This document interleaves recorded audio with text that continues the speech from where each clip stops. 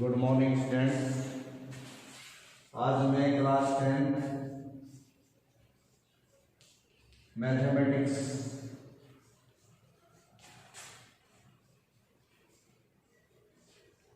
Chapter 2 polynomials के बारे में रिवीजन करवाऊंगा। ये ऑलरेडी मैं आपको करवा चुका हूँ। फर्स्ट चैप्टर आपका पूरा हो चुका है। ये जो भी क्वेश्चंस आपको समझाए जा रहे हैं ये एनसीईआरटी की बुक के क्वेश्चंस हैं, इनको कृपया ध्यान से समझें। सबसे पहले जो आपके सिलेबस में है वो क्वाड्रेटिक पॉलिनोमियल है। क्वाड्रेटिक पॉलिनोमियल ये क्या होता है? इसकी स्टैंडर्ड फॉर्म होती है ax² + bx + c। इसके अंदर a b c real numbers होते हैं और ये x इसमें वेरिएबल होता है, तो इसको हम कहेंगे पॉलिनोमियल इन x। अगर यहाँ y लिखा होगा तो पॉलिनोमियल इन y। अब वैसे तो आपने 9th में भी इस विषय पे पढ़ा। यहाँ पर मैं आपको पहले 1 बाय 1 करके बता दूं। एक होता है लीनियर पॉलिनोमियल, दूसरा क्वाड्रेटिक पॉलिनोमियल,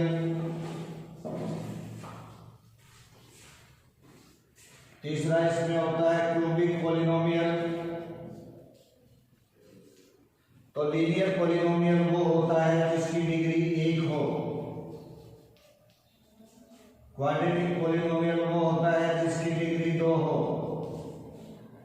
क्यूबिक पॉलिनोमियल वो होता है जिसकी डिग्री 3 हो। अब यहाँ पर सवाल ये पैदा होता है कि डिग्री किसको कहते हैं? हाईएस्ट पावर को डिग्री कहते हैं। हाईएस्ट पावर को डिग्री कहते हैं। जैसे इसके अंदर हमने देखा कि x के ऊपर पावर 2 है, इस x पर पावर 1 जो लिखी नहीं जाती, तो इसकी हाईएस्ट पावर 2 है, तो इसको कहेंगे इसकी डिग्री 2 है। इसके साथ साथ मैं आपको ये बता दूं, जितनी भी डिग्री होंगी उतनी ही जीरोज होंगी। अब यहां पर डिग्री 2 है तो इसकी जीरोज भी 2 होंगी। अर्थात अब यहाँ जीरो का क्या अर्थ है उसको आप समझ लें। जीरो का मतलब जीरो नहीं होता। कई बार हम इसका अपना एक मीनिंग निकाल लेते हैं और जो हमें काफी परेशानी उसकी करनी पड़ती है। जीरो का मतलब होता है कोई भी ऐसी वैल्यू जो उसको जीरो बना दे। अब जैसे ये x के अंदर है, अब मैं क्वेश्चन एग्जाम्पल लेकर के आपको समझाने की कोशिश करूंगा। जैसे मैंने लिख दिया 2x + 4 एक लीनियर पॉलिनोमियल है क्योंकि इसकी पावर 1 है। अब x की कोई भी ऐसी value, the value of x जो इसको जीरो बना दे, which makes this polynomial zero is called zero। अब मान लो कि मैं इस x की वैल्यू को क्या लिखूं? मान लो कि मैं इसको मान लेता हूं इक्वल टू 0, क्योंकि उसको जीरो बनाने वाली वैल्यू निकालनी है। तो 2x = -4 और x = एक 2 नीचे जाके -2, अर्थात इसकी जीरो क्या बन गई? -2। कहने का मतलब ये है कि जब हम इसमें x की जगह पे -2 रखेंगे तो ये इसको जीरो बना देगा। अर्थात जो वैल्यू इसको जीरो बनाए वो इसकी जीरो कहलाएगी। जैसे आप देख लीजिए -2 + 4, तो -2 + 2 -4 + 4 = 0। तो किसने जीरो बनाया इसको? इस पॉलिनोमियल को जीरो बनाने वाली वैल्यू है -2, तो -2 इसकी जीरो कहलाएगी। और दूसरी बात कि जब हम इसको सॉल्व करेंगे, हल करेंगे, मान लो हमारे पास कोई भी क्वेश्चन दे दिया उसने, मान लो ये दे दिया कि इसके हल कीजिए, तो इसको हल करने के बाद जो वैल्यूज ऑफ x आएंगी, पहली बात तो मैं फिर से बता पावर उसको डिग्री कहते हैं, उतनी ही जीरो होती है। मैं बार बार इस बात को रिपीट कर रहा हूं ताकि समझ लें। तो इसका मतलब यह है कि इसकी 2 जीरो होंगी। 2 जीरो का मतलब क्या है कि जब हम इसको हल करेंगे तो 2x की वैल्यूज होंगी। कितनी वैल्यूज होंगी? 2, जो इसको जीरो बनाएंगी। तो वो जब हम इसको फैक्टराइज करके जैसे भी करके फार्मूला लगा के जब इसको हल करेंगे तो जो वैल्यू हमारे सामने आएंगी वो इसकी जीरो कहलाएंगी। उम्मीद है ये समझ आ गया होगा। इसके बाद हम टर्म वाइज लेते हैं। Number 1 monomial, number 2 binomial, number 3 trinomial. तो मोनो का मतलब होता है 1, बाइनो का मतलब होता है 2 और ट्राइनो का मतलब होता है 3। अर्थात ऐसा पॉलिनोमियल जिसमें एक टर्म हो उसको मोनोमियल कहेंगे, जिसमें 2 टर्म हो उसको बाइनोमियल कहेंगे, जिसमें 3 टर्म हो उसको ट्राइनोमियल कहेंगे। ये आगे भी बहुत सारी टर्म्स होती है पर जो आपके सिलेबस में मैं उतनी ही बात कर रहा हूं। जैसे अब मैंने लिखा 2x + 1। अब टर्म्स को कैसे हम पहचानते हैं, कैसे हम पता करेंगे इसमें 2 है कि 3 है कि 1 है कि? देखिए ये अलजेब्राइक एक्सप्रेशन है। इसमें इन टर्म्स को बीच में प्लस या माइनस के साइन से अलग किया जाता है।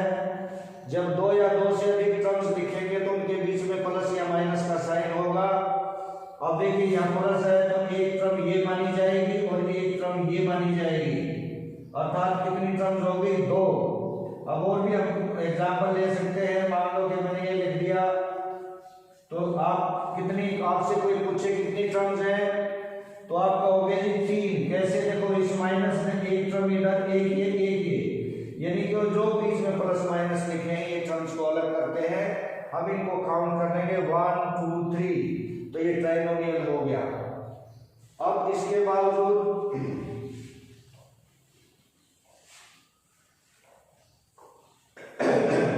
जैसा मैंने अभी बताया था वेरिएबल। अब दूसरी चीज है कि कांस्टेंट। अब यहां पर इस चीज को समझने की कोशिश कीजिए। वेरिएबल का मतलब जो चेंज होता है, जिसकी वैल्यू फिक्स नहीं होती, उसको वेरिएबल कहते हैं। फॉर एग्जाम्पल मैंने लिख दिया 4x। अब ये अननोन क्वांटिटी है। अननोन क्वांटिटी का मतलब जिसका हमें पता ही नहीं। जब तक हमें x की वैल्यू का पता नहीं होगा तो हमें नहीं पता ये कितनी है। मान लो हम x की वैल्यू को 1 ले लिए, 4 हो जाएगा क्योंकि ये आपस में मल्टीप्लाइड होते हैं। और अगर ये 2 ले ले तो 8 हो जाएगा, 3 ले ले तो 12 हो जाएगा। अब जैसे 1 लेने से x की वैल्यू 4 हो गया, ये नॉन क्वांटिटी हो गई। 4 का सबको पता है 4 कितना होता है।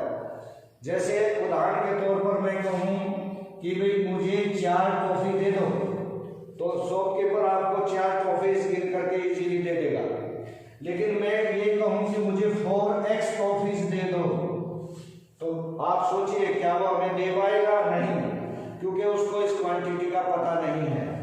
तो जो वैल्यूज होती हैं x y z, जो अननोन क्वांटिटीज होते हैं उनको हम वेरिएबल्स कहते हैं, अननोन क्वांटिटीज को। और जो क्वांटिटीज नोन है, जैसे अभी मैंने यहाँ 4 बताया, उनको हम कांस्टेंट कहते हैं। अब यहाँ पर एक चीज और मैं आपको समझाना चाहता हूं, वो है कोफिशिएंट। कोफिशिएंट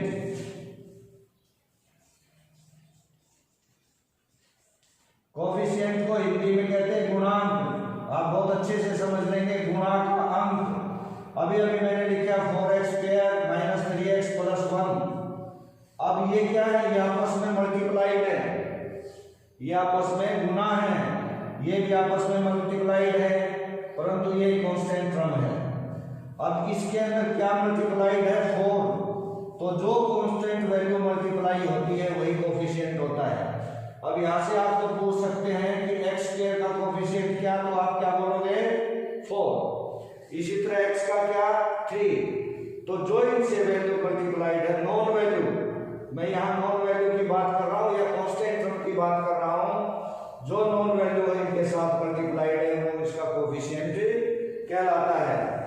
अब इसके बाद हमारे सामने आएगा कि जीरोज को हम क्या मानते हैं, अल्फा एंड बीटा, और इसी को मानते हैं गामा, जो आप इनमें यूज करोगे। ये है अल्फा, ALPHA, ये है बीटा, ये मैथमेटिकल सिंबल्स हैं, और इसको कहेंगे हम गामा। फिर से आप समझ लीजिए, अल्फा जीरोस को कैसे रिप्रेजेंट करते हैं, अल्फा बीटा गामा से। अगर दो हैं तो अल्फा, बीटा तीन है तो गामा से। अब मैंने जीरोस अभी बताई थी, ये लीनियर में एक, जिसकी जितनी हाईएस्ट पावर उतनी जीरो। समझ गए होंगे। अब यहां पर हम लिखेंगे सम ऑफ जीरोस। किसके लिए, मैं यहां क्वाड्रेटिक पॉलिनोमियल की बात कर रहा हूं फिलहाल। Sum of zeros minus B upon A. B क्या है इसमें देखो, कोफिशिएंट ऑफ एक्स है, अभी अभी मैंने बताया कोफिशिएंट। तो बी की जगह हम क्या लिख देंगे, माइनस कोफिशिएंट ऑफ एक्स, और नीचे क्या ए क्या है, कोफिशिएंट ऑफ एक्स स्क्वायर। अब आगे हम लिखेंगे प्रोडक्ट ऑफ जीरोस। इसमें दो ही चीजें होती हैं, सम एंड प्रोडक्ट। ये होगा सी अपॉन ए। सी क्या है, कांस्टेंट फ्रॉम। देखिए ये सी होता है कांस्टेंट फ्रॉम, और ए क्या है आपका, coefficient of X square. Look here, तो ये sum of zeros and product of zeros, इनको ऐसे ना लिख करके हम ऐसे भी लिख सकते हैं, लेकिन उससे पहले हमें मानना पड़ेगा कि let alpha and beta the zeros of the given polynomial. तो उम्मीद है ये समझ आ गया होगा, ये याद रखने हैं, ये आइडेंटिटीज बहुत यूज होंगी। अब इसके बाद हमने क्यूबिक अगर दे रखा हो तो एक एग्जांपल आपकी बुक में है, एग्जांपल नंबर 5, वो क्यूबिक में है, तो उसके बारे में भी मैं थोड़ा सा आपको बताना चाहता हूं। Standard form of cubic polynomial क्या होती है, ax क्यूब, क्यूबिक का मतलब highest power 3 plus bx square plus cx plus d। ये इसकी स्टैंडर्ड फॉर्म है। हाईएस्ट पावर को डिग्री कहते हैं, 3 हाईएस्ट पावर है, 3 डिग्री है तो 3 ही जीरो होंगी। तो इसमें मैंने अभी बताया था कि 3 जीरोस कौन सी होंगी, अल्फा बीटा एंड गामा। तो यहां पर हम सम ऑफ जीरोस, गामा इस तरह y की तरह से बनता है, माइनस बी अपॉन ए, बिल्कुल वैसा ही जैसे कि पहले। अब sum of product of zeros taken two at a time, sum of product of zeros taken two at a time c upon a. अब ये क्या है देखिए, अब ये एक साइक्लिक है, इसको आप समझने की कोशिश कीजिए। अल्फा बीटा गामा, जैसे अल्फा से चले बीटा पर आए तो अल्फा बीटा हो गया, बीटा से चले गामा पर आए बीटा गामा हो गया, फिर गामा से चले अल्फा पर आए तो गामा अल्फा हो गया। ये साइक्लिक होता है। तो ये क्या है, sum of product of zeros taken two at a time, दो को एक साथ लेने से। फिर आता है product of zeros, that is equal to minus 3 upon a. ये आइडेंटिटीज, ये फार्मूले भी आपने याद करने हैं, इंपॉर्टेंट चीजें हैं। अब नेक्स्ट में